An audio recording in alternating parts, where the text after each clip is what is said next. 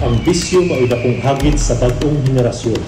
Ang pag-agak o paggiya mao'y nagsilbing hemplo sa matag usa aron malingkawas sa tentasyon o kadautan. Isip usa sa nagdumala sa among grupo, gitagaan namong bilib o importansya ang matag kabatan-unan, pinaagi sa sports o uban pang mga kalihukan para mahilayo sila sa mga di makiangayong mga bisyo.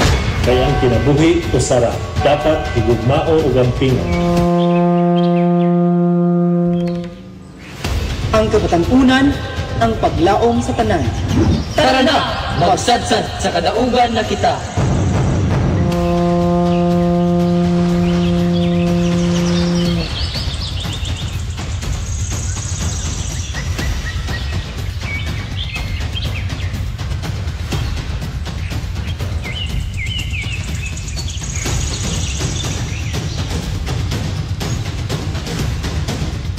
Kini ang Tribo Isla Olango, mupasundayag sa kahanas sa pagsaya o paghatag o pilingong paglantaw sa kaumaon isip o pungano. Contingent number 4, Tribo Isla Olango. Kabataan, ang paglaom,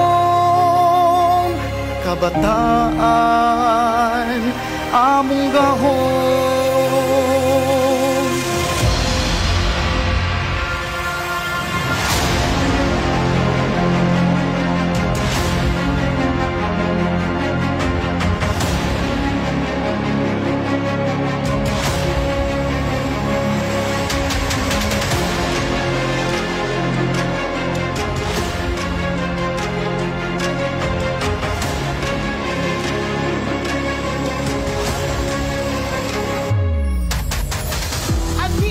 Ang Summer Training Sports Camp, libreng programa para sa mga kabatan-unan.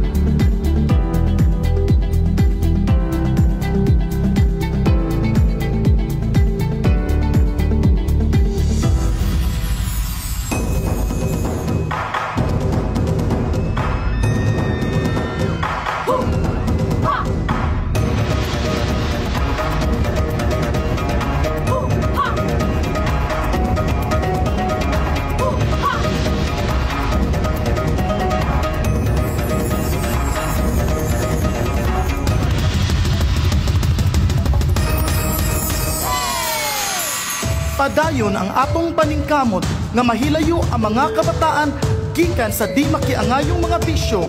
Maong padayon ang atong pagmugna sa lain-laing mga kalihukan nga mabutang ang ilang atensyon sa sports. Malambong syudad sa Lapu-Lapu.